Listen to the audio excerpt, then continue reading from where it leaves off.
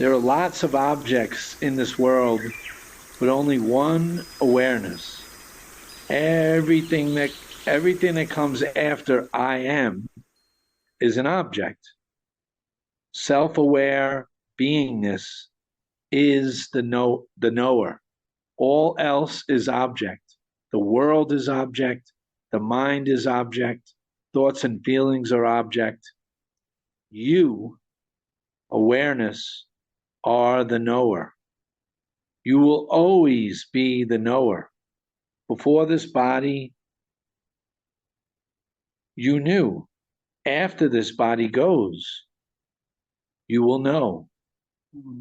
Ever the knower, be at peace.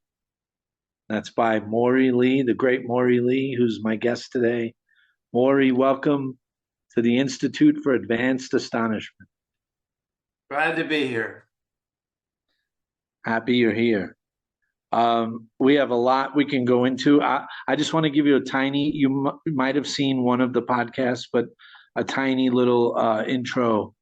We put the astonishment, there's a to the third, and that's to remind me to keep me on track of these M's like mindfulness or meditation. But the three main M's for me are matter. What is it? What's matter, and what is the solidity, and what is consciousness? And another M would be medicine, and another well, medicine would be the ego dissolvers. I used to think that all drugs were, like I would put mushrooms with cocaine and every drug, but I didn't realize that some of them do this little ego dissolve where it's like you're strapped to a rocket ship and the ego falls away and you get to see what the masters have seen or what you can see in meditation or in silence. And then the third M would be, and I think we'll talk about that a lot today, mind training, or maintenance, how to maintain this. Like I know you wrote this great thing, like when you realize it and you know that you know, and then how do you maintain that? Because you gradually slip back Well, into I think what I was saying was that I've had these great ecstasies and mystical states, and they can last from a few minutes to a month or two. What I was pointing out is you can drop out of that experience.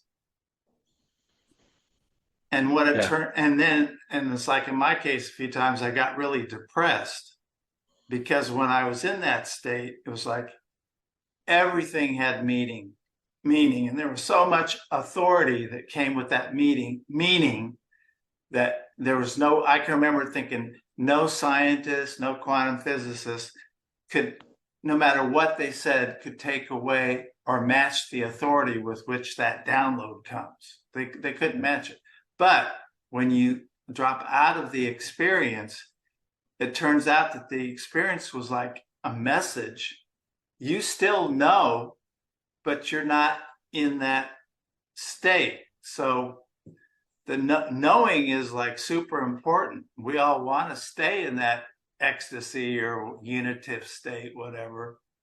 But I think very few people stayed there. I know a few that I think do, and I've been watching one of them the last few days. Lester Levenson, have you read him? No. He was an American physicist, and he went all the way. And I like some unknowns like William Samuel. I really like him. He's an American from Georgia, fought in 2 world wars. And Franklin Merrill Wolf, like him. I like the others. Nisargadatta is great. Ramana is great. But I think for the Western mind, sometimes it helps us if we can learn from Western minds that got there. But I think I'm getting off track. And I think you would say here I try to compile as many tools to awakening that we can put in the astonishment toolbox as you climb a mountaintop. And I think you would definitely put reading these great sages does something. I mean, you need the experiential knowing, but the reading you're saying can drop you into that silence or into And that. I think that's where maybe I disagree, or a lot of people would say they disagree with me, because I've never been a meditator, so to speak. Right. But let's put it this way. If I take personality tests, I come out as a logician, very intellectual, but the other half is like entirely intuitive. So I had this intuitive sense my whole life of there's shit behind the veil. My whole childhood, I was like, this ain't it. You guys aren't telling me the truth. I don't care. You're ministers, you're preachers, you're missionaries. I was raised with Baptist missionaries in Africa. I was like, nah, you guys are hypocrites. I don't believe this. So by reading Krishnamurti, for example,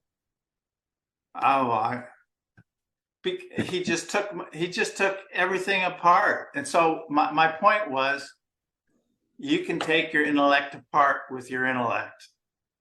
You can do it, because you can push your intellect to the point where it goes, I give up. Because you push it with its own logic or challenges or whatever. And Krishnamurti's like, I mean, he's anti-tradition of every kind, poo-poos every tradition, and says you got to get into the unknown. Well, he takes you right to that cliff, right to the edge of the cliff. Yeah, you got to step off yourself, but he was a great tool. When I was younger, I remember I was a sleight of hand magician, and a bunch of magicians were going to New York City to meet. I guess every month or every week there was this round table, like an Algonquin round table, and they all these real great magic guys, older guys, and it was supposedly really amazing. But all I cared about was I would jump in the car and go to a bookstore that I had found that had Krishnamurti in it. This would be before Borders and before Amazon. So this bookstore in the village had like a rack of Krishnamurti that spun. And you just, no one understands that nowadays, but you know what I mean. Like you. So I jumped in with these magicians, and it was great. And it was a great round table. But then they promised they'd take me to the bookstore, and I had the address. And I just almost fell to my knees at that rack of, it was all Krishnamurti, like 30, 40, 50 books. I don't know how many. And I think we had the same book, You Are the World, that changed everything. Here's what happened. I got halfway through the book. My wife and kids are asleep. I start crying so hard. I had to go to the other end of the house in the bathroom, close the door, and lay on the floor and just cry. And you know what I was crying about? What? I was feeling forgiveness. I felt so forgiven because he gave me permission, like, to let go. And I didn't even know. It just blew my mind. I'd never heard of Krishnamurti. I just saw his picture on this book. And I loved this picture because at the time I thought it looked very androgynous, like a lot of male and female expression in the same face. Yeah. And it said, You Are the World. And I thought, boy, that is the strangest title. And so I didn't come in knowing anything or expecting anything. But halfway through, it was like late at night, boom. Just wow. And then I've told this story before, but another time, my daughter used to like to have her back rubbed at night. So I put Krishnamurti cassette tapes in, old cassette tapes, and I'd be listening to Krishnamurti and rubbing her back. And I was feeling how much I loved my daughter. And boom, I went into an ecstasy. But it was so much ecstasy, I could not stand it. It was too much. And then my ego started to say, you can't stay here. There's no way you can stay here because you wouldn't care about anything. You wouldn't take care of your kids. You wouldn't go to work tomorrow. You can't stay here. And it was just, it was too much. And but those experiences stay with you forever. It's like they're so intense. And, sounds like strong medicine. And Krishnamurti also got me into, like, he talked about beauty all the time. So I got into that perception of beauty, and I'd be watching a jazz singer on TV and I'd just be crying, right? And here I am a dad, and my daughter would come up and she'd say, Dad, why are you crying? And I said, well, because it's jazz. She's so beautiful. She's so beautiful. Strange things happen when you start having those experiences. Yes. And I remember. Sorry. My point always has been, everybody is different. What resonates is going to be different. How you experience is going to be different. And I've always been very intellectual. So contemplating and reading has put me in the same experiences people get that they take drugs. That's all I'm saying. Yeah. And the Christian mystics have a great term for that. I'm sure you know, Lectio Divina. And that's like that divine reading where you read and you contemplate and you chew it, digest it, and you meditate on it. So it could definitely take you to the space. And now you mentioned space, and that's what I did with Krishnamurti. What I tried to do, as I said, I was so envious of where he came from that I wanted to read between the lines, because I wanted to know the space he was in, that he could say what he said. I'm like, he's in some different space that he can say and talk the way he did. So I was like, how do I get into the space he was in? And that's sort of, for me, that was a divine reading push to say how. And for me, I never felt I had a choice. For me, I was so driven. I couldn't even take responsibility for it because I couldn't help myself. It's like I had this intuitive sense that you got to go, you got to follow this, you got to find out. And I'm not sure you get there if you don't have that kind of a head on fire and looking for the lake to dunk it in. You're reminding me of that great little story where the guy has a dream, and when he has the dream of the master on the mountain, and the master gave him a diamond, so he climbs the mountain, and there he wakes up and climbs the mountain, and there's the master at the top of the mountain with a backpack, and he says, Master, I had a dream last night that you had this giant diamond the size of a human head in your bag, and you would give it to me. And the master said, let me see, and zipped the bag open, and out came this giant football of a diamond, the biggest diamond on earth. And the master gave it to this man, and he said, thank you, this is it. And he went down the mountain, and the master was just smiling. And then the next day he trudged back up the mountain and laid the giant diamond at the master's feet and said, I don't want the diamond. And the master said, what do you want? And he said, I want what you have that allowed you to give me that diamond. And that's what it sounds like you had. Yeah. Yeah, that's it. Perfect story. Perfect. Yeah. Yeah. And there was one time with Krishnamurti, and this was back in the old days, I don't know what year, in the 80s or maybe 90s. I ordered a video from like somewhere out west to New York, and I found some mail order catalog. I don't even think I was online yet. I think it was 88 or 89 or 90. And it was a catalog, but it had a Krishnamurti video, To Live with Death.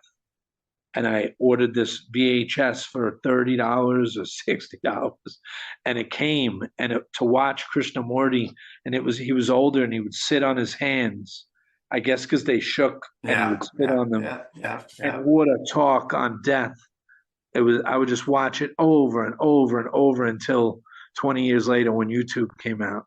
Then you could really see him. Yeah. I ordered every single book that I could find. I would order books from India that were on this cheap print, on this cheap thin paper, and they wouldn't last more than like 4 or 5 readings. But boy, I had a yellow marker, and I probably studied him for 5 to 10 years. Yeah. But then I was done. Then I was like, okay, there's others out there. Who was the next teacher? Do you remember? Well, one of the big early ones was Franklin Merrill Wolff. And what's interesting to me is a lot of these, especially Western sages, have a physics background or a math background. And Franklin Merrill Wolff's father was a minister, but then he got into Eastern religions, but he had a PhD in pure mathematics, I think, from Princeton or Harvard, one of those two. And then after he got that, he taught for a couple of years, and he said, yeah, screw this. I want to go pursue enlightenment. And he had an ashram up in Nevada somewhere. And his book was The Philosophy of Consciousness Without an Object. Wow. That sounds cool. And I've read that numerous times. And then later, I got turned on to Nisargadatta before he was in the bookstores. I had to go to Barnes and Noble and put in a special order to get Nisargadatta's book, I Am That. And that was all because somebody online on some spiritual forum said, hey, guy, I think you're ready for this guy. And he gave me the name, and I'd never heard of him. But back then, I'd read anything to see if there was anything, any new tool, any new angle to contemplate. How I found him was I was in the bookstore in Borders and just looking at the Eastern section, and there was a book that just jumped at me, and it said on the spine, "You are not. You are not." And I said, "What? What?" It sounds like, because I was still an atheist skeptic, but that book, "You Are Not," and it was from a student of the Maharaj, Stephen Walensky. Yeah, yeah. And then he wrote the Nirvana Sutras and many other books. Yeah. But that was my doorway to the Maharaj. Yeah, he's great. He's great. The whole recording of Nisargadatta's I Am That is on Spotify. Oh, it's great. Yeah. So sometimes I go to sleep listening to that just because his discussions are so good. Somebody read the whole book in. It's on Spotify. So early on, I think we both were, we had Christianity shoved down our throats. Yeah. We were inoculated, and you turned it away. I turned away from it. And I think you said, and I'd like to hear how the Eastern religions brought you back to understanding the non-dual mystical Christianity, which is just as true. Well, so when I went to college, and that was the first time. In fact, I went to college on the West Coast because that was the farthest away I could get from my parents and all my relatives. Because I knew if I was anywhere around them, they'd be saying, no, you can't think like that. You can't go to those churches. You can't read those books, blah, blah, blah. So I went to the West Coast, and it was in the late 60s when all the drugs were around. But also Krishnamurti was talking to that time, but I never heard of him then. But so within a few weeks, my faith I lost it. And then it was like hell. I don't need to go into details about that, but just complete loss of any moral grounding or sense of meaning. There's no place to, and I had psychological problems because the pain was so great I thought I could outthink it. I thought I could outthink my feelings, and it turns out you can't do that. It's like you got to feel them. So what was your question again? So I Oh, get how the Eastern brought you oh back to the Christian mystics. right. So I became an atheist for a number of years, but the first time I read Advaita Vedanta, I was like, and especially Nisargadatta, because what I noticed is if you pick up any of these Eastern sages and read what they said about Jesus, they'd be like, yeah, man, he understood it. Yes. He was one of us, man. Yeah. Yeah, he was great. I'm like, well, They that's always really, include Jesus. Yes. yeah. It's like, well, that's really open-minded. Whereas on our side, we're so provincial, we go, oh, no, they're pagans. You can't Right. believe anything they say, right? So by reading, and especially Nisargadatta, it's like all of a sudden what Jesus was saying made sense. Yes. This dying on the cross for your sins bullshit didn't make sense at all. But boy, these Eastern sages, it's like, oh, Jesus was teaching non-duality. It's just in the West, we just never got it. Never got it. Still don't. So Yeah. I and the Father are one, right? I and the Father oh are yeah, one. yeah. One thing Love thy after neighbor as thyself. yes. There's And only and one. it's like he said, love thy neighbor as thyself, but he was sort of coming from the places your neighbor is yourself. Yes. Yes. So all of a sudden it's like, okay, Jesus finally made sense. Not my will, not my will, Yeah, but yeah, thy will. yeah. And You're not forgive the everyone because there's really only one thing yeah, going on. yeah. That I mean, when I first read Advaita Vedanta, I was like, man, this is the deepest, most clear, most comprehensive explanation of what's really going on I'd ever read. I was shocked. It was incredible. So beautiful. Yeah. And I'm like, where did this come from? How did they figure this out back when And then you now? had, is it after that you have that experience where you actually drop to the floor with your wife there? No, Krishnamurti was first. Ah, okay. Krishnamurti was first. He was the very first to just, I mean, it's like once he took my mind apart, I was like, okay, I need to question everything I ever think or want to land on because there might be something more. And that's when you have this experience where you're walking with your wife and you actually, No, that was years later. That was a oh, that's years later. Kundalini. That was just, I don't know, maybe 10 years ago. Ah, okay. And that experience was I was just walking with my wife and I started feeling this tingling, like electrical charges going, not just one arm, like maybe a heart attack, but like both arms. And my fingers were like all electrified. And I started getting more and more tired. And there was this voice in my head that said, if you take another step, you're dead. If you take another step, you're dead. And I told my wife, I said, I'm having some really strange feelings and thoughts. She's like, well, can we continue? And pretty soon I said, no, I can't even walk anymore. And there's like a telephone pole there. And I just fell down on the grass there. And then what it felt like somebody put a giant air hose, like, fire hose of air, and put it in my gut and started blowing me up with air so that my whole body was full of electricity and it felt like I was blown up to like encompass the whole world. Beautiful. And is there pain or no, like a bliss? No, Ecstasy? just Or like that wasn't real ecstatic. It was strange. I'm not one to go to doctors or the hospital, but I couldn't walk. My heart was racing. I felt like I had blown up and I very dizzy.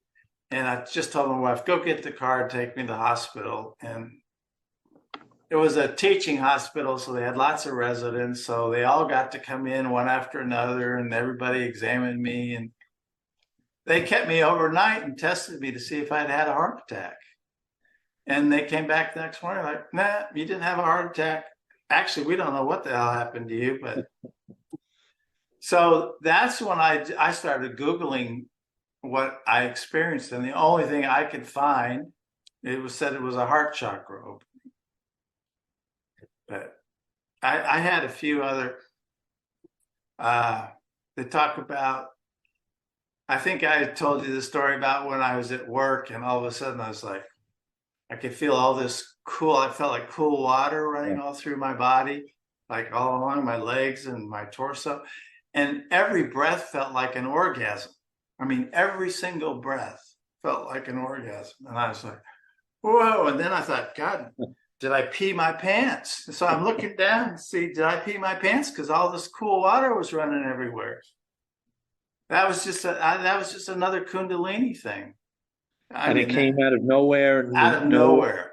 Yeah. Now, you got to remember, it's like I was spending all my evenings contemplating and reading. And I mean, I was obsessed with it. So it had all that contemplation and reading just had an effect.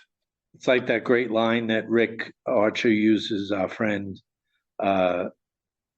if meditation and contemplation might make you, like, this is all an accident or grace, but meditation and contemplation makes you accident prone. So exactly. Yeah. And here's another thing. I was not pursuing enlightenment to be good or to be a nice guy or to be pure. All I wanted was the truth. It was just a pursuit of truth. That's great. And so, yeah, it wasn't to end suffering and it wasn't to be good. It was just the truth. No. And if you're really pursuing truth and freedom, if you're honest about it with yourself, you'll have experiences. So what I'm getting is, let's see, Lectio Divina, like have some divine reading practice where you're contemplating. You can just read a little Krishnamurti or the Maharaj or whatever really, brings you to that high frequency. Yep. And you're saying you have to have this single pointed desire of just wanting to know the truth, no matter what. Like Thoreau said, Thoreau, when he built that cabin, he said, I'm going to drive life into a corner and I'm going to corner it and I'm going to strip it and bare it. And and just find the truth, no matter what, whether it's good or bad, I'm going to find it. Yeah. So it has to be head on fire, single pointed desire to know. And you're saying reading, which I like because most people would say, and I think you do agree with them, it's just a different thing that you have to go beyond concepts eventually, but sometimes words can trigger this non-conceptual frequency or space. Nisargadatta's guru that Nisargadatta went to, he said something very similar. He said that if thinking got you into this mess, thinking can get you out, like you can backtrack. And what I found is that I used like Krishnamurti, and Krishnamurti was pretty intellectual, actually. But I found that what I found was, before there was the internet, I would go to a bookstore and I would find a book that was just a little bit further out than where I was. I like that. Not enough far out that I was curious about it, but not too far out that I wouldn't read it. Okay. Right. So then I would read that book and I'd go, oh shit. And then I'd move there. And then I'd find something. And eventually I looked at the whole picture of what I was doing. And I said, oh, I'm just trying to drop everything. I just get one challenge after another. But if I look at the big picture, what's going on, I'm trying to dismantle everything position that I end up standing on. That's great. And during that, towards the end of that process was when I hit Krishnamurti, and he just sort of like blew everything up. So you highly recommend him. I literally took him so much to heart that I went to work. When I'd go to work, I would go in, and when I would look at the people, in my mind, I would take the positions. Okay, I'm going to look at these people as if I have never seen a person before in my life, don't know what they are, don't know what they do, and just look at them that way, like fresh. That's great. And it's crazy. People would say that's crazy shit. No, That's what I did. Yeah, you're looking at them in a clean, pure, like a blank, a blank. Yeah. I like that. Because person goes back to mask, right? So you're looking beyond the mask. Yeah. And Krishnamurti, what was one of his choiceless awareness? For years, I couldn't figure out what that meant, But it's just his way of define it. Boy, that would be hard. But basically, it's like you see a lot of people say, don't judge, don't make opinions. It's all pointing to just pure awareness, just being the observer without commentary. Yes. So, and even now, it's like when like just the last few days, been rewatching some videos of this Lester Levenson. And when I listen to him, I'm like, whoa, it's like, there's still more fun I can have. I'm not there yet.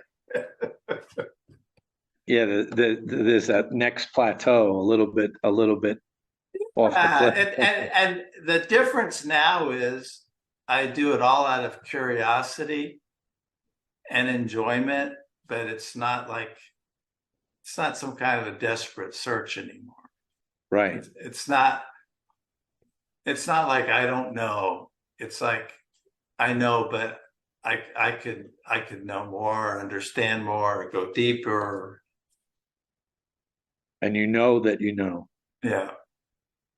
I remember our friend Tom Christoviak came on the podcast last year. It was a different podcast I did with a friend called The Philosopher and the Monk, and Tom Christoviak. You might have watched it. Yeah, I think I did. And he said, James, and he cornered me.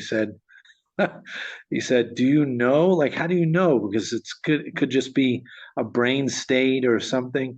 And I said, Tom, I know. And I watched his face in astonishment. It was such a fun moment. Someone has to say it once in a while. I mean, I know we have to say we don't know, and it's not knowing, but you have to also know that you know. Yeah, yeah. And that's when the search, that's when the desperate search stops. Yeah. But it's like if you get to the point where that desperation stops, you've had so many mind-blowing and mind-opening experiences that you're just from then on just totally curious about what the hell is really going on that I haven't seen yet or haven't discovered yet. And so it just becomes fun. And it keeps unfolding infinitely. It's amazing. Yeah. So do you want to take a stab at what the hell is going on here? Do you want to try? I think I'm in agreement with a lot of people not a lot of people, but a lot of people that know. I just think this whole thing is a projection in the mind of God. And that's why you can say, if you really believe that, it's like you can't judge anything that's going on. You can say from a human point of view, this is awful. I hate this. This shouldn't happen. But from the absolute perspective, it's like everything is okay. Yeah. Everything is okay. Everything. Yes. And now that's not my personal perspective when I'm dealing with my wife or my neighbor or whatever. There's things I prefer over others, but I know ultimately, which makes everything easier and more relaxed if you know that ultimately everything's okay, right? Do you have any technique or any tip or advice for someone? Is what I like. It's like the foreground and the background, like the awareness is here, and this monkey. Gestalt.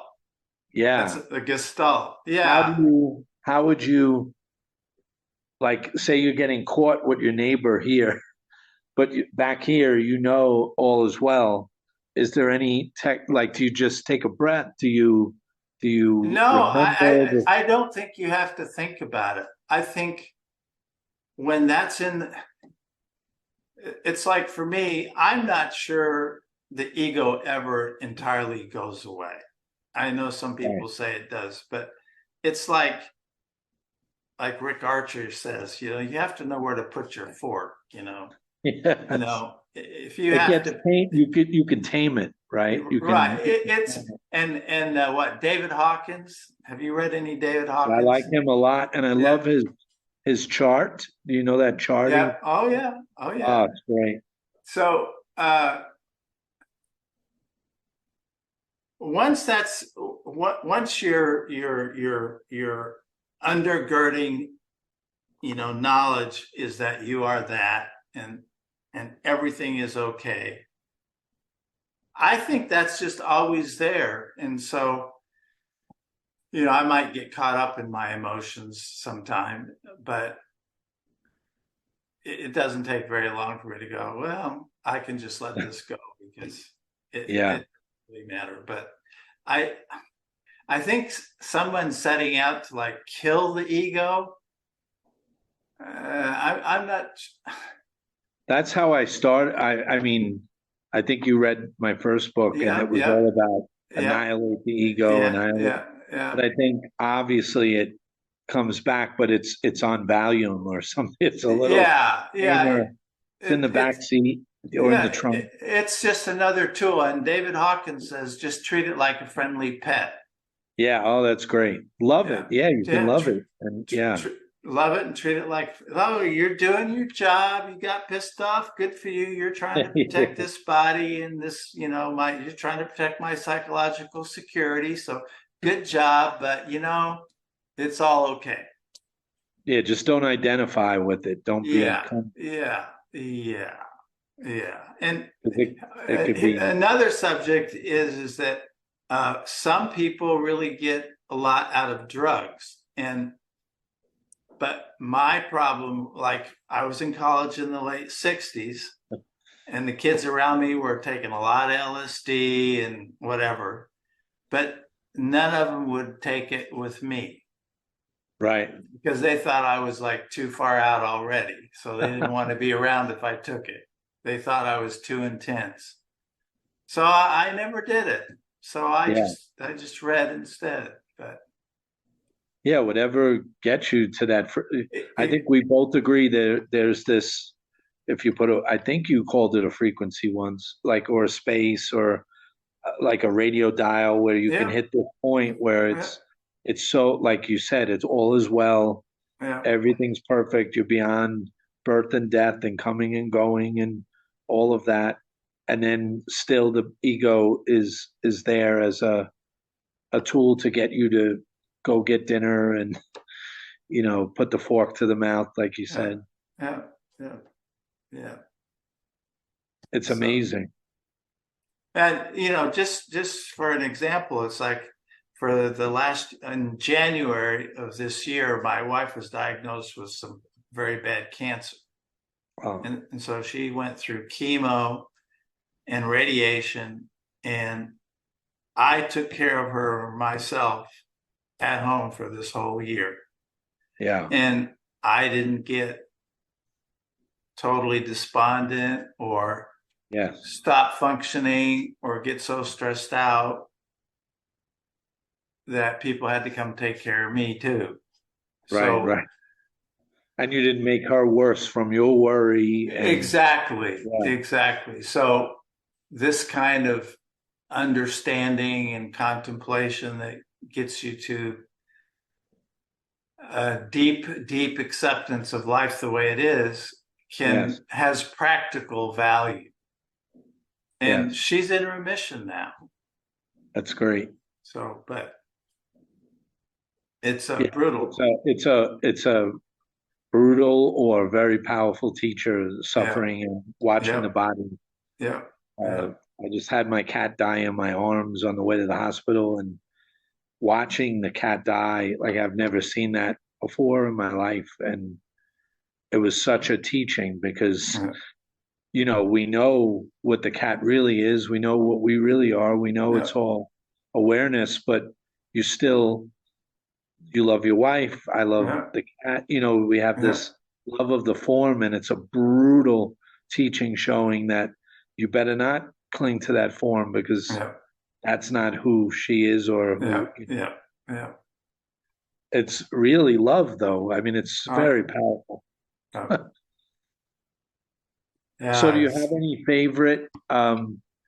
Like, I love the metaphor of the ripple in the lake, or realizing that the wave is water and the water is the ocean. And once the wave realizes the ups and downs and is desperately seeking the ocean, once you realize that you are the ocean, then you can come back as the wave and you're fine. Like, do you have any favorite metaphors with light or ocean or waves or ripples or I don't think I have a favorite. They're all good, but you'd asked me earlier about, oh, what was that question?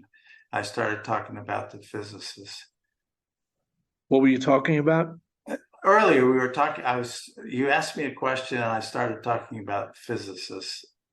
Oh, But, about solidity or about oh, you were saying that I I just think this, I think I sort of said it, but I just think this whole thing is just like a dream. It's Mhm. projection by God. So to judge it or question why it is the way it is, I mean, you can question it, but it's like ultimately you just have to surrender and Yeah. say, I'm doing this. It's my, if you take the position of the absolute, it's like, I'm doing this. This is my show.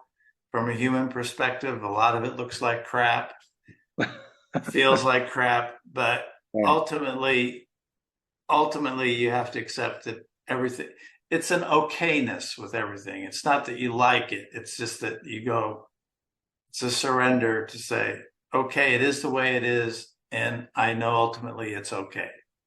And that okayness is the same as that peace. That's how I always end my emails, peace. Yes, you always do, and I love it every single time you write. How do you say it? Do you just say peace and Yep. your name? Yep. Yeah, Yep. but it's very beautiful. And every night or many nights from babies all the way up, we dream and we create this whole world of solidity and time and space, and it's the realest of the real, and we swear it's real, and this multiplicity, and it's all made of consciousness. And then we wake up, and I have a friend who's 94, I think now.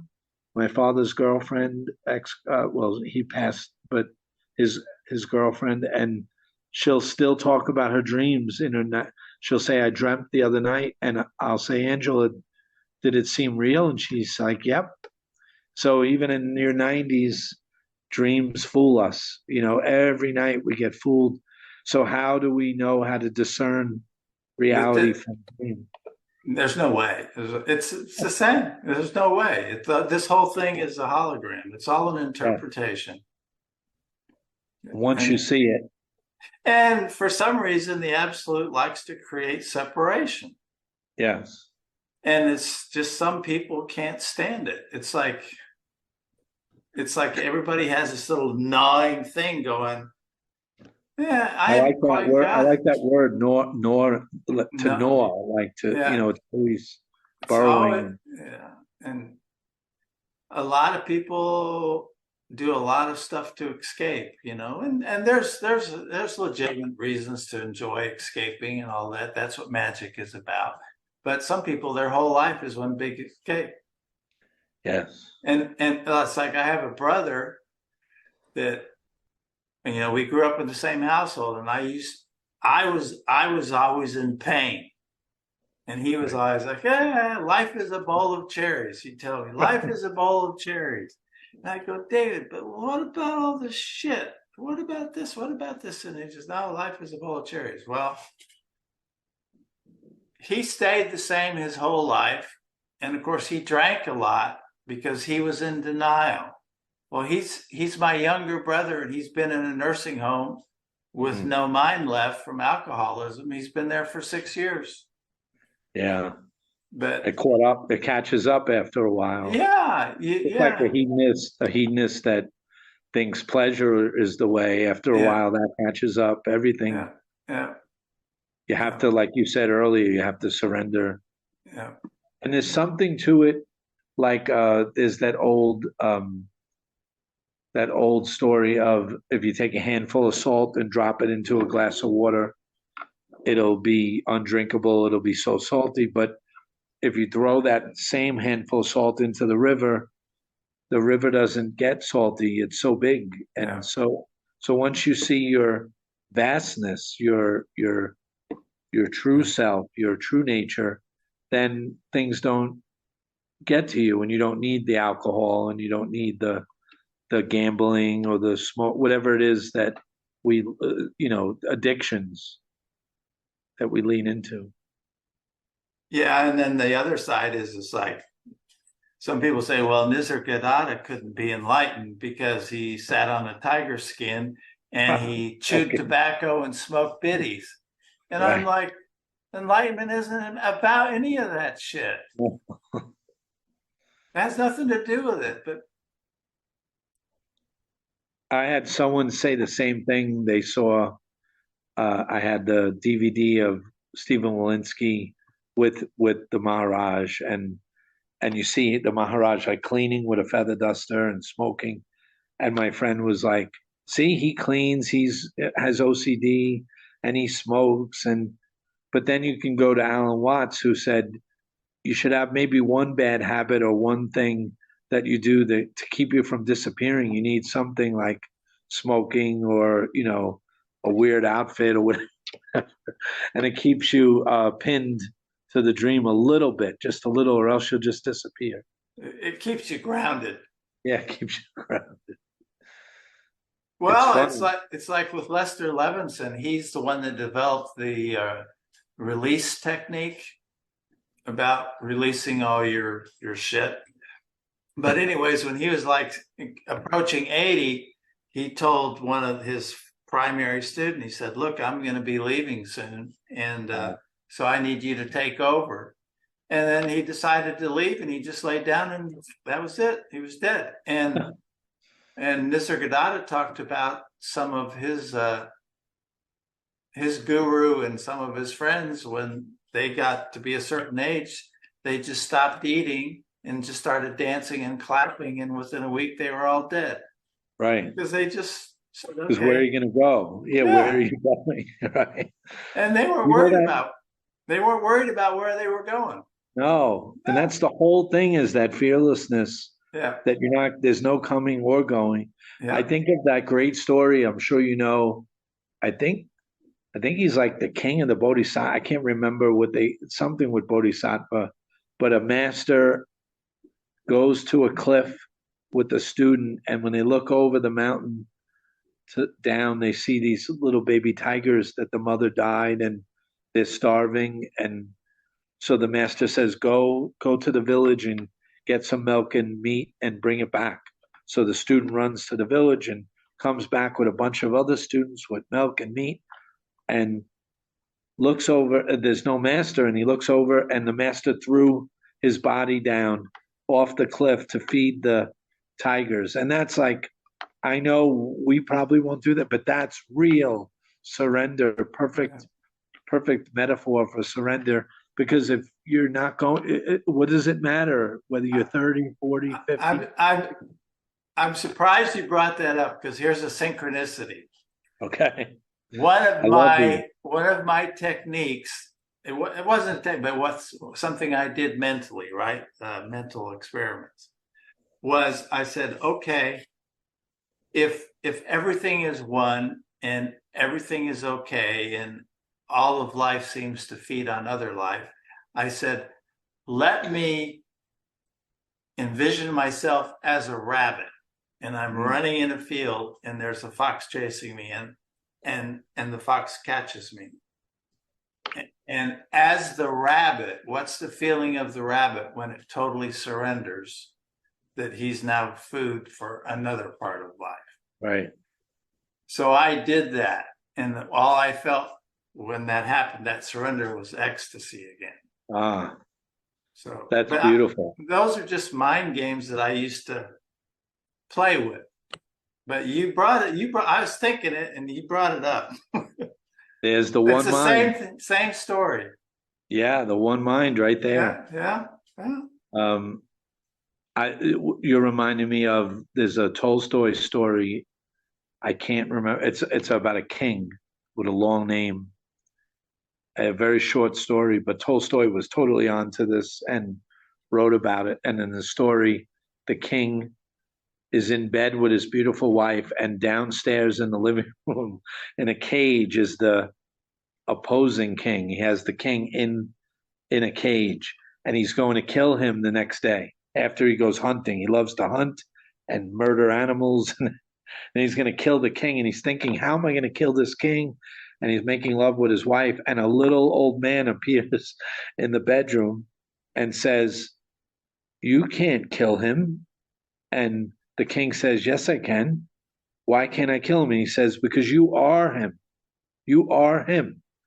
And I am trying to remember his name, something with an L. I can't remember. And he said, you are him. You can't kill him. He said, I am not him. I'm with my wife.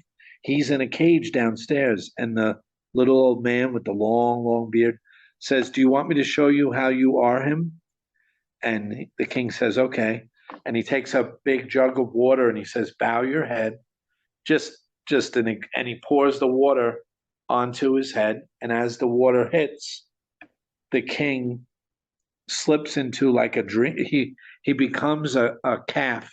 He's a horse, or he's a mother horse, a mare, or something, running through a beautiful field with the babies and running and so free. And then he hears a scream, and it's the baby got shot with an arrow by a hunter. And now he gets to see the death of the baby. It's baby. And then the arrow hits him and he dies, and he immediately becomes like a sheep. And then the sheep is hunted, and then he becomes something else. And it goes on and on and on and on and on until he's in the cage and he is the king. And he sees that he's hunted, and then boom, he wakes up and the little old man says, that's how you're him. And the next day he lets the king go and he stops hunting. Everything. He's done with everything. He realizes the oneness of everything. So beautiful. That's a good story. Yeah. And it's short, not War and Peace. It's very short. Like 5 pages, maybe. One of the things that I've really liked when I've watched your videos is you seem very widely read. Yeah.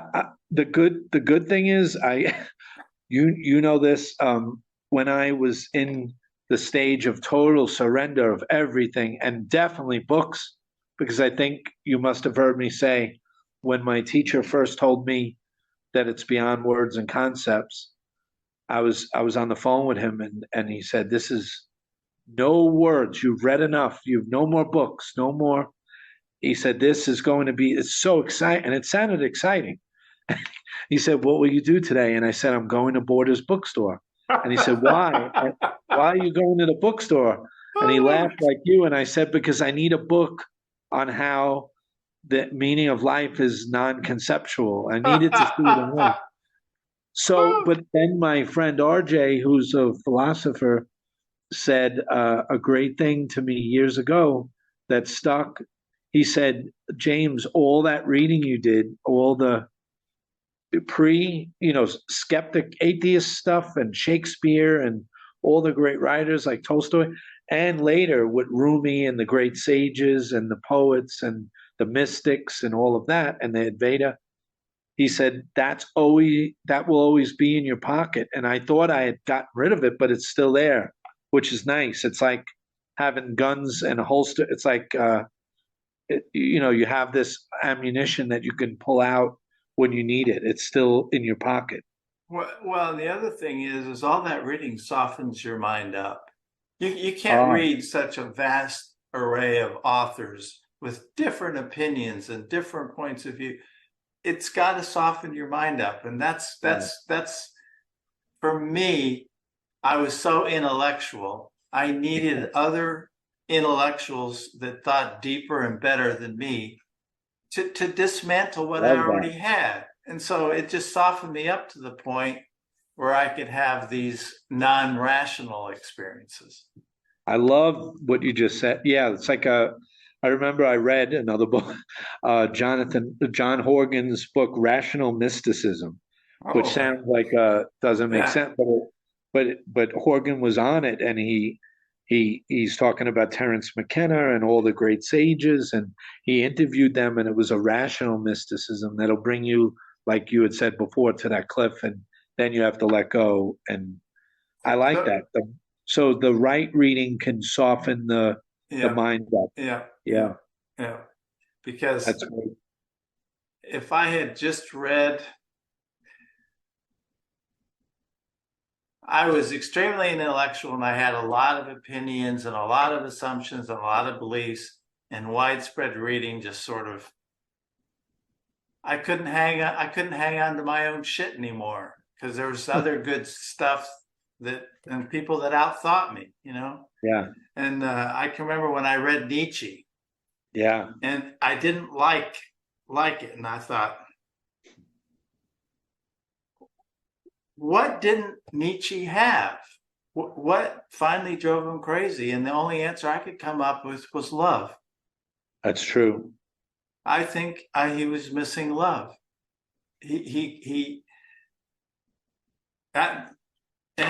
I had a therapist that I went to, a Gestalt therapist. He was an ex-minister because he got thrown out of the church. And he was a brilliant guy. And he did Gestalt therapy from a God perspective, so to speak. And he loved Nietzsche and he loved Carl Jung. And I've told, when Rick interviewed me, I told this story too, but it's interesting that we were doing Gestalt therapy, which was pretty intense because it's very experiential. And what I've said before is that I so distrusted my own intellect. I knew my intellect was a problem. So I would never go to the group to work on my stuff with an intellectual idea of I need to work on this. All I would do is record my dreams at night, and then I would act them out to get to the feelings that were disguised in the symbols of the dream. I like that. So that's the way this Gestalt group went. Well, then I got this book by Arthur Janoff called The Primal Scream. And it's all about how much pain the average person is actually sitting on, which is an enormous amount of pain.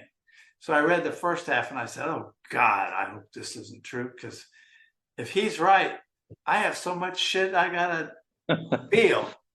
And then I'm reading the second half and I'm going, oh shit, am I in trouble? I am in so much trouble because I know I'm sitting on all the pain. And he says the only way to get rid of the pain is to feel it.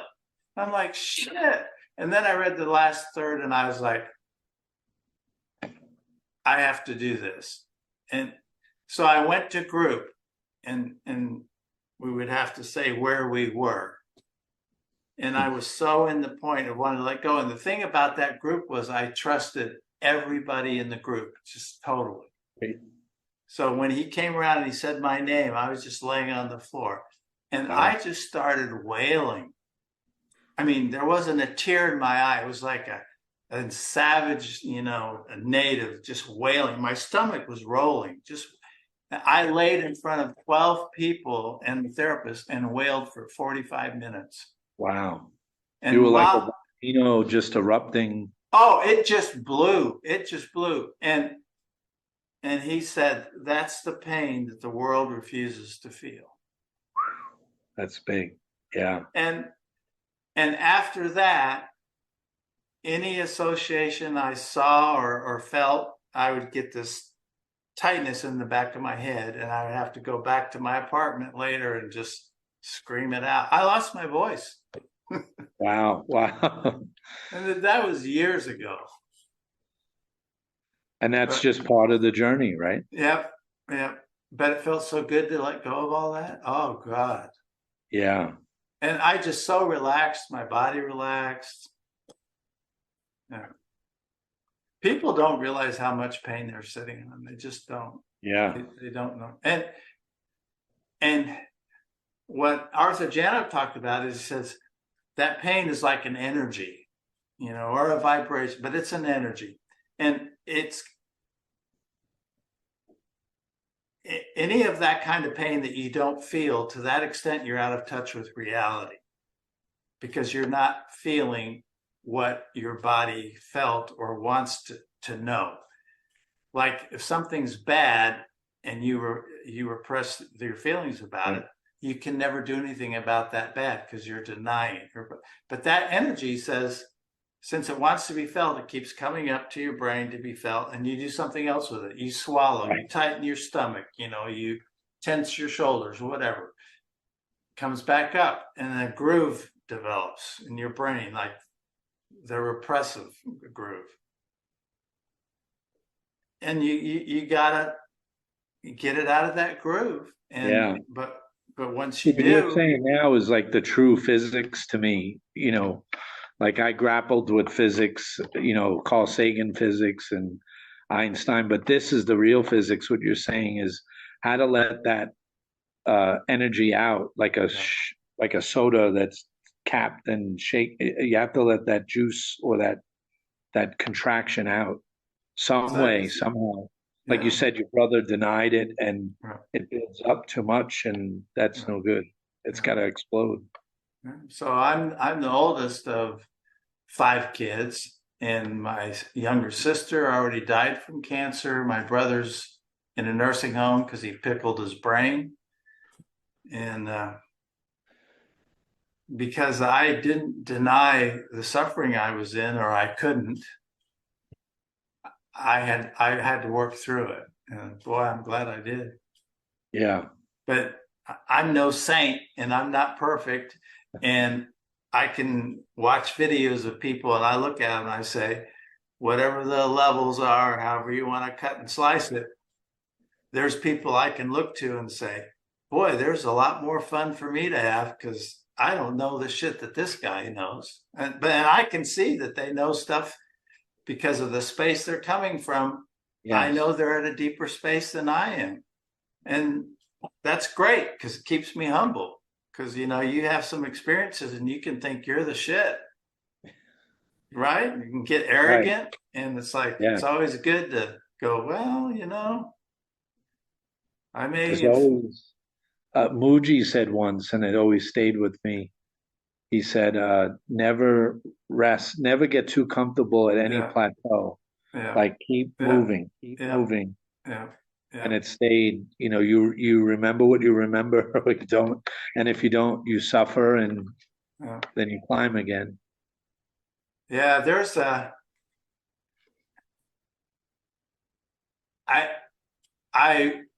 think authority is really great, but everyone has to be very discerning about which authority they choose to follow, and they have to take responsibility for who they follow. If you're following somebody and they turn out to be like an Andrew Cohen or somebody else like that, you have to take responsibility that, okay, he may have been what he is, but you're the one that chose to follow him, and you didn't have enough discernment to figure it out or see it ahead of time. Right. Don't whine about it like a little baby and blame it only on Cohen, who's still out there, right? I think he's still, you got to forgive him, I guess, eventually. I don't know.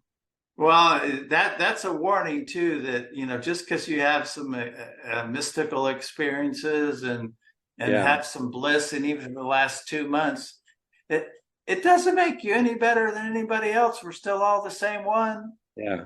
You can say maybe you're at a higher level, but the great sages will say, well, the levels don't really matter either, Yes. ultimately, because it's all the same one doing his thing. I love that. Yeah. My teacher would always say, and it was very humbling for me, he would say, whenever at some point, switch, if you think you're the teacher and there's a student, switch roles immediately and become and it's very, very good advice. Yeah. And never, ever, he always said, like a hot potato, like a game of hot potato, any specialness, let it go. And I remember that from day one. You hear it and you file it away, but instead of feeling special, just feel lucky. Yes. Oh, that's beautiful. Yeah. Grateful, lucky. Yeah. Yeah. Grateful, lucky. In astonishment. Yeah. So how would you define, do you find that this is totally astonishing, what you're going through? I think what I said earlier before we got on, that I'm astonished at our ignorance. Even my own, I'm still ignorant. Ignorant. There's always something to do, always a little polishing. Yeah. And yeah, always. Oh, and when you're ignorant, do you find that you suffer a little bit for it? You get a little spanking? No. I think it's hopeful. Oh, okay. There's more to see. Yes. There's more to discover.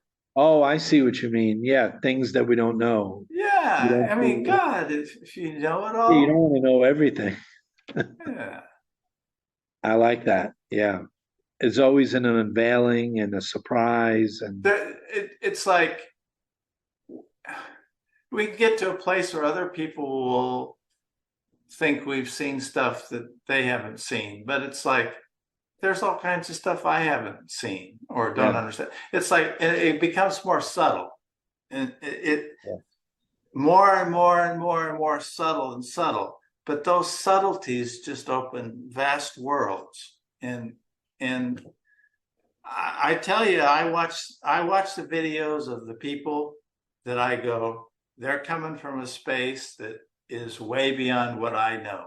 Now I can intuitively sense their genuineness, or I love the space they're coming from, and I can intuit it, but I'm not there. But that gives me hope because, oh shit, I can have more fun. Yes. You can climb a little higher. Yeah.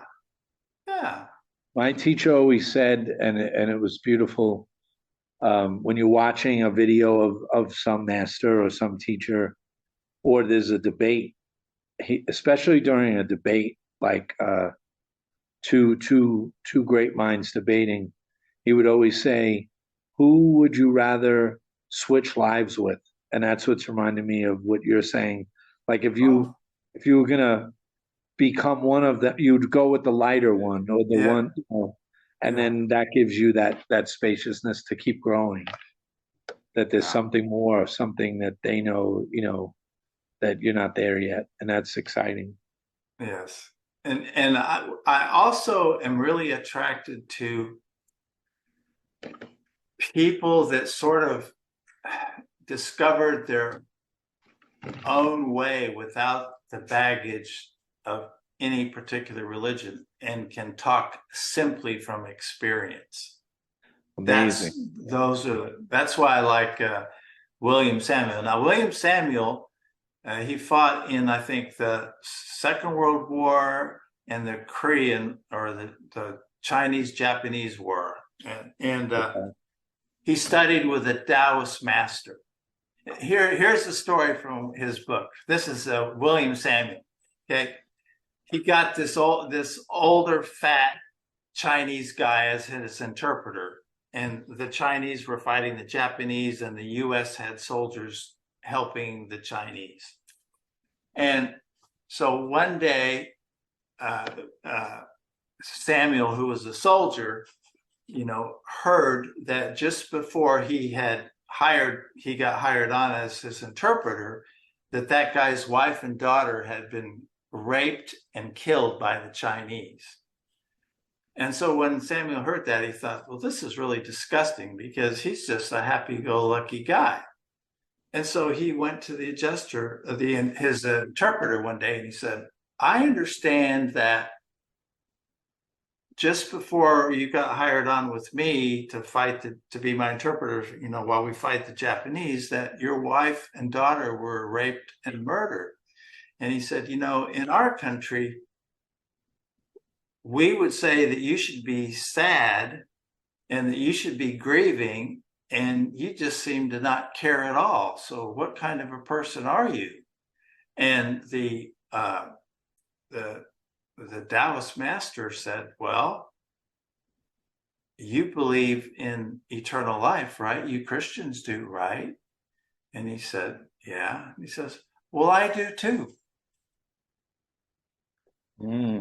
He says, I know they're okay. They're perfectly okay. And at the time, he didn't know that this was a Taoist master. But when they would go into these different villages, all these Chinese people would come up and start bowing to him. So finally, he's asked one of the villages, everywhere he goes, people all just bow to him and said, he's a Taoist master. So he studied with him, and he was one of the first Americans to ever sit with Ramana Maharshi. But he wrote several books or a bunch of books? Yeah. Three or four books. So I enjoy people that have discovered the same thing that the Advaita Vedanta discovered, but they discovered it on their own. So there's not a lot of trappings around it. Now they'll go back and refer to Advaita or other stuff and say, yeah, they were right, but they sort of found their own way to it accidentally, usually. Isn't it great how you have the Advaita, and then you have the Buddha, and then you have even the American transcendentalists like Thoreau and even Emily Dickinson, and you have Rumi in the 1300s, but also Dogen, and then you have Meister Eckhart, and they're all in different places getting it in some way, whether it's like you said through sitting quietly or through suffering or something, and all over the whole civilization, all over the whole earth, same exact experiences of being rooted in some kind of endlessness. Time stops. All is well. I like you call it okayness. I like that. It's not bliss, but it's an okayness. Bliss can come. The thing is, bliss is an experience, and it can come and it can go. But okayness is there no matter what's going on. Yes. Sort of like I think okayness would be the same as the peace beyond understanding. It's like a peace it's not ecstatic, but it's fine. Fine. It's like, can you be okay with okayness? Right. So Maury, we had a lot of fun, and now let's imagine that there's somebody out there that is listening to Maury Lee and saying, I want what Maury has, and I can't get there, and I meditated for 50 years, and I've done the psychedelics, and I've read Krishnamurti, and I can't. What would you suggest? Is there anything you might suggest to help them? Well, first of all, I think that if they've been doing all that, they can't stop. They're what's that saying, that their head is already in the tiger's mouth? I love that. Yeah. So they don't have a choice, I don't think, about stopping that search, because there's something inside them that I guess I would tell them there's some part of you that already knows this. I love that. Some part of you already knows this and knows it's true. Otherwise, you wouldn't be on this search and your head wouldn't be in the tiger's mouth. So another American that I really like is Robert Wolfe. Yes. It's Robert Wolfe. Is that the one that just died recently? Yes. Yeah. Yeah. I talked to him a couple times and had several emails with him. But he said to me, and he's written it, he said, the last myth that you have to get rid of is that it couldn't happen to me. It's beautiful.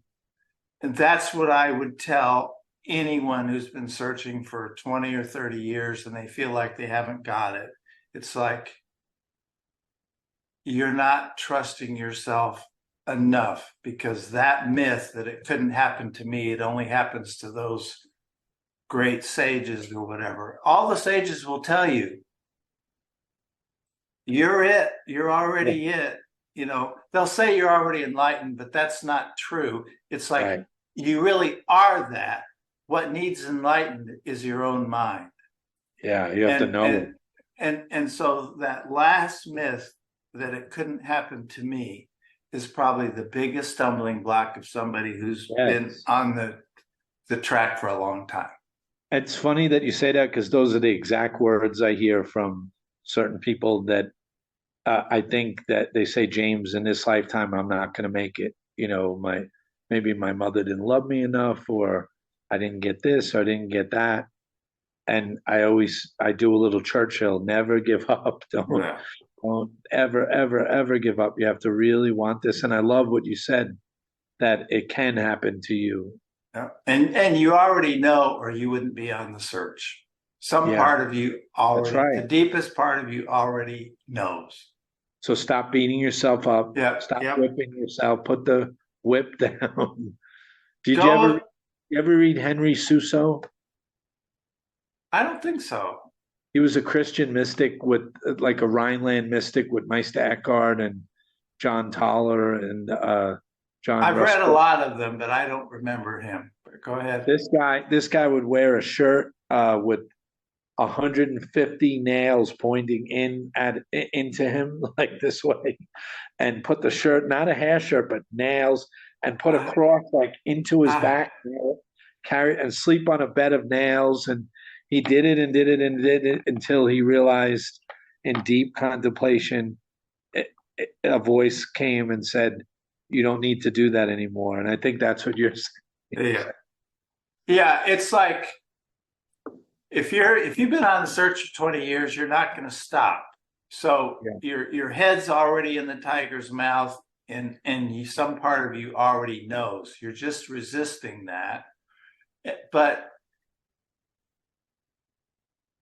there's legitimate reasons you're resisting. It's like the ego's trying to protect and keep its security and all that. So go on with the search, but do it with the lightheartedness.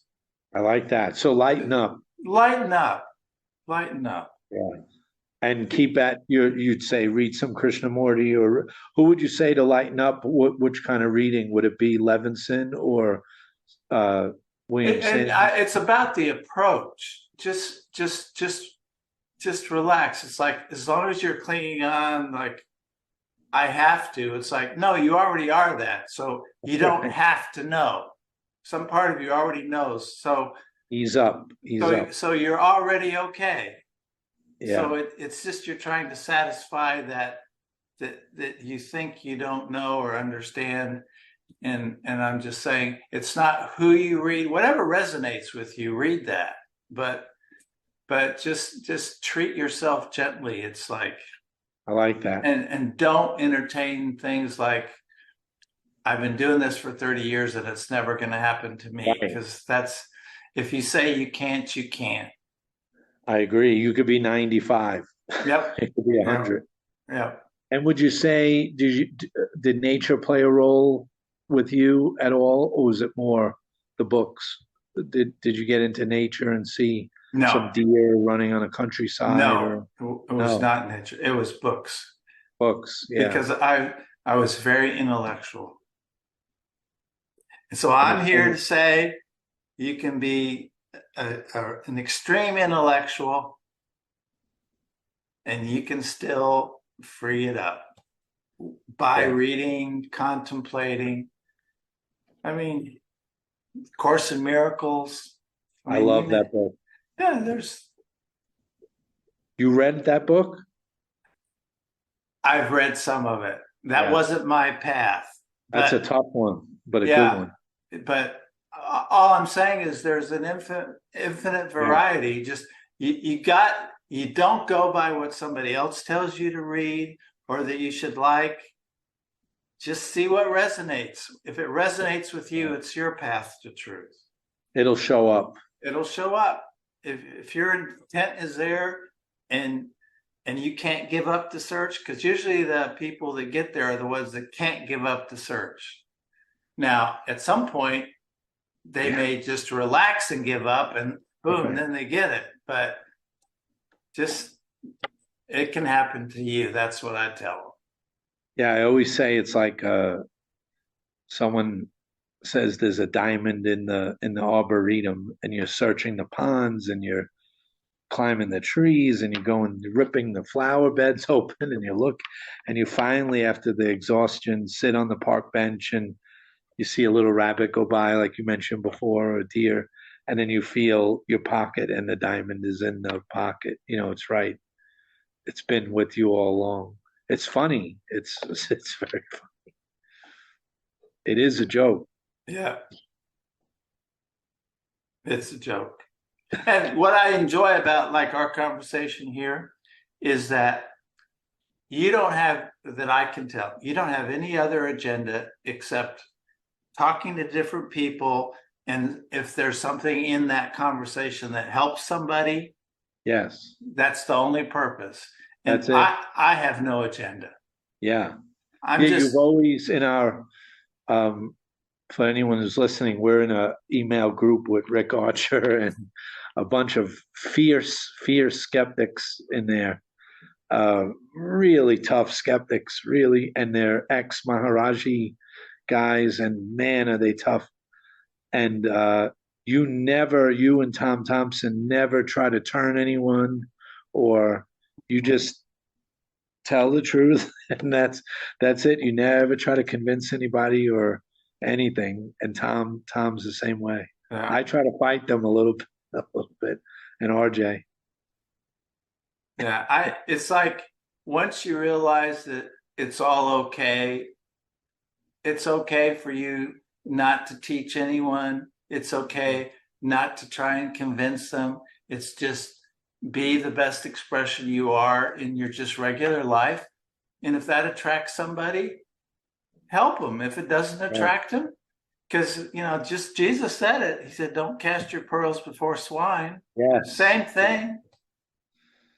He also said, I love this one. When you try to convince family, he said, you can't be a prophet in your own town. Go check with my wife. She'll tell you all the dirty, nasty secrets. So we have these, so you and I are in the same boat. I don't have a wife, but I had a dad that could not listen to this, and I tried in so many ways to get to him. My mom was a mystic, but my dad would not. He was more concerned with Skangili and the taste of sauce and, loving life, but it was all pleasure, and he couldn't see it. And I tried. So with your wife, you try, or you just... I gave up. Yeah, you gave up. But I'll tell you something. You were talking about how trying. My father, when he was dying, he came to this city where I am. I live in Kansas City, Missouri. So he came here. He had bad cancer and he was dying. So we would go out and have discussions. Yes. He would invite, because he wanted to I'm going to tell you a couple of things. He wanted to resolve things between us because he knew that he had really messed up. And one day he said, one thing that really concerns me is, he said, I know that you were converted by Krishnamurti. Now, he was a Baptist, right? But he could see that whatever happened to me was as big as what a conversion is in the Christian world. And then the other thing is he died, but a few hours before he died, he had sent me home because I could see his limbs were getting purple and he was getting cold and his eyes were rolling up in his head, which happens before you die. And so I wanted to be with him, but he sent me away. He sent me home. So I get home and the phone rings. And it was him. And I said, Dad, why are you calling me? You just sent me home. And he said, I just want to be sure the lines of communication are open. Oh, it's beautiful. Those are the last words he ever said to me. That's beautiful. And maybe he didn't want the visual, but he wanted to keep the door open. That's beautiful. Maybe I'm supposed to learn how to go out of body and talk with him, but I haven't got there yet. Well, that was great. I love that. I love that. I don't know if you remember what happened between me and Anari from our email group. Remember Anari, the artist? Yeah, she writes to me once in a while. So she wrote me one day after reading my book, which only mentions my dad on page 1, where I talk about him being a tough Tony Soprano type of guy.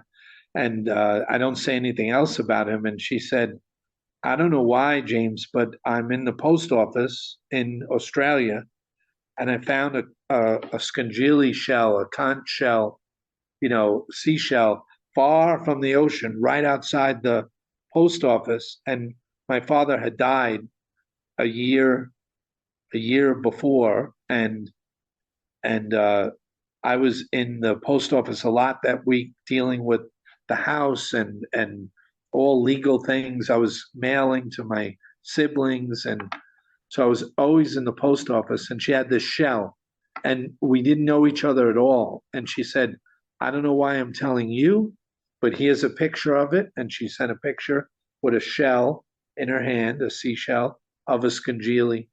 And I said, Inari, I'll tell you, it's my father's birthday tomorrow, April 15th. It was April 14th when she wrote. And on Christmas, last Christmas before he died, he put it, we were all talking like you with your dad about this mystery, and he couldn't buy it. It was me and my friend RJ and his girlfriend, and it was 3 verse 1. And we're having this great dinner in an Italian restaurant, and he put his fork into the Skangili and lifted up the Skangili and took a bite, and he said, James, and he held it up like this, he said, how is heaven any better than this? And he put it right in his mouth. It was a great moment. And that was his, candlelight, Dean Martin playing Christmas songs. And it was a beautiful moment. And we all tried to give him an answer. But now it was a year later, the day before his birthday, and she sends me a Skangili shell, not knowing the story. I never told the story. And I said, wow, and you're one day off. And she said, James, I'm so sorry, but in Australia, it is April 15th.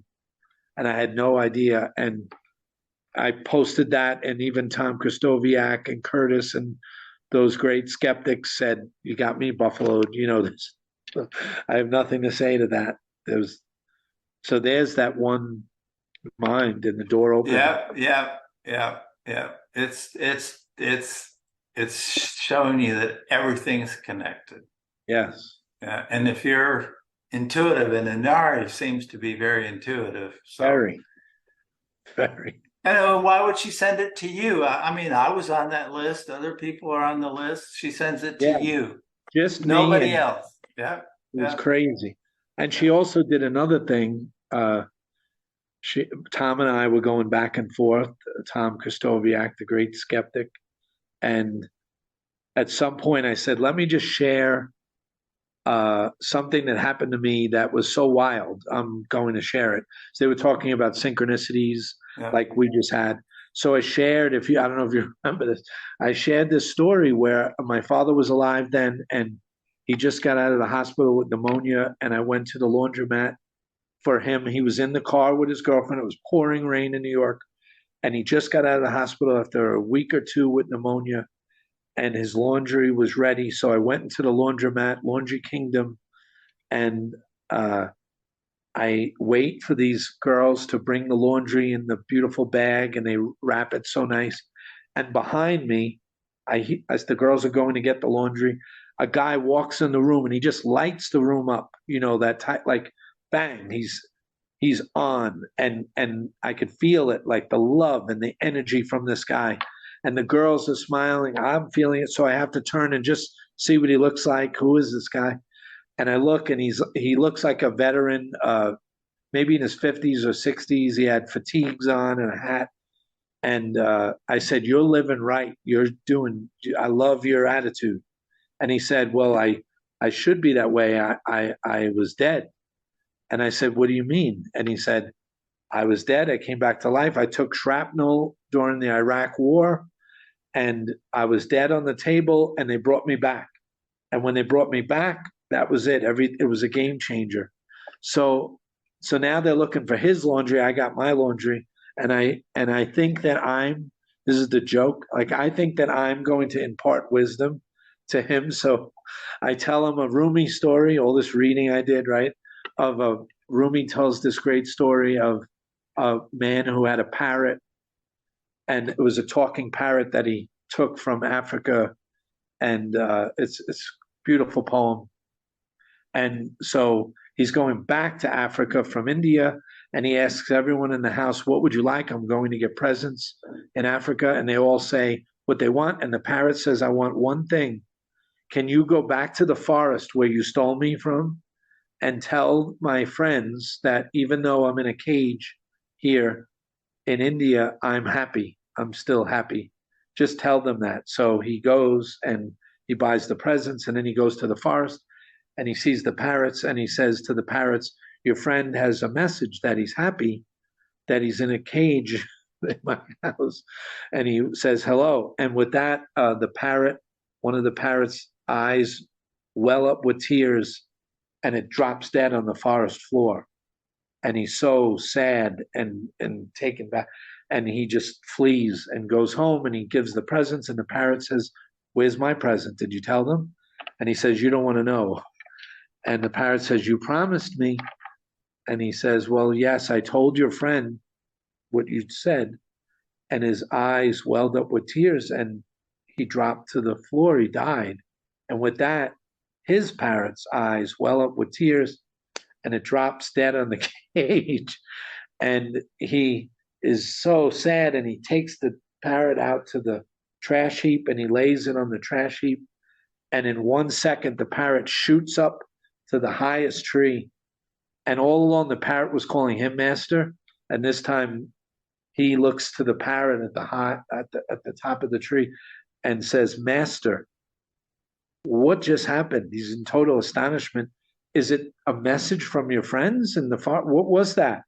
And the parrot says, "Yes, they sent me a great message."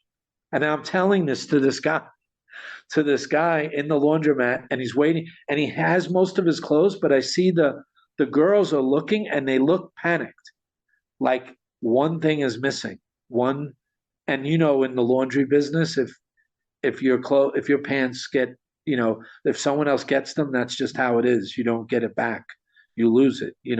So they look a little panicked. They can't find one more item. They have most of his clothes, but not this one thing. And I see 5 girls, and they're all looking frantically. So I want to get out of there. So I'm going to finish the story.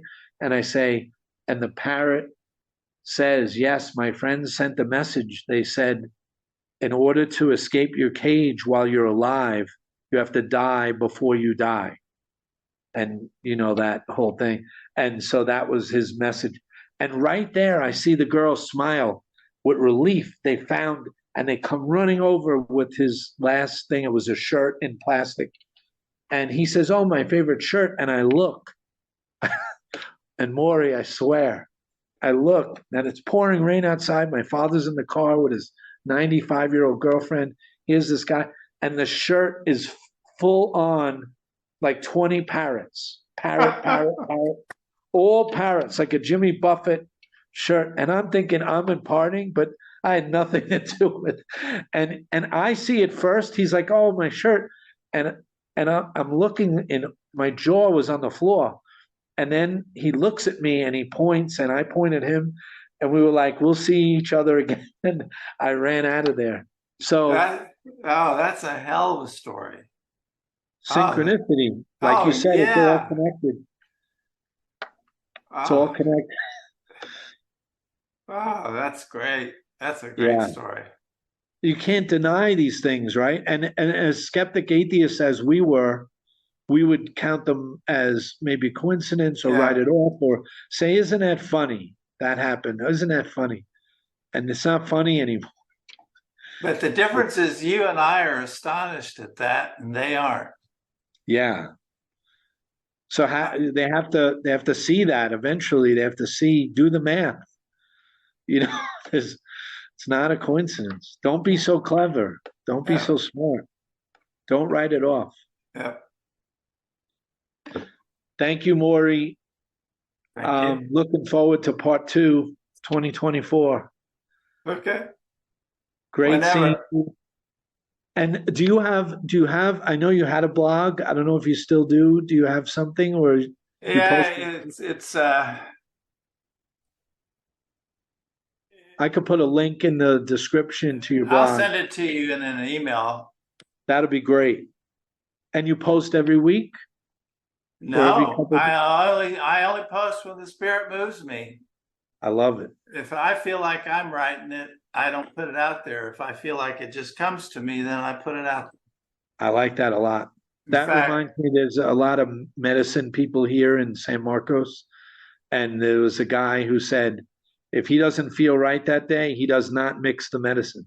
yep. He only does it when he's perfect, or else he Uh, feels like he's putting yeah. not good. Yeah. So I Yeah. like that. Yeah. Well, I'll post it in the description. And thank you for all your tips and tools and advice and pointers. And I'll see you in a couple of months, maybe. Whatever. I'm retired and I don't do anything but entertain myself and try and see if I can understand a little more subtly what's going on. Yes. That's it. I like that you say that maybe your dad was saying keep the connection open. So that's something to look forward to in 2024. Yep. Yep. Yep. I'll see you, Maury. Have a great day. You too. Bye. Bye bye.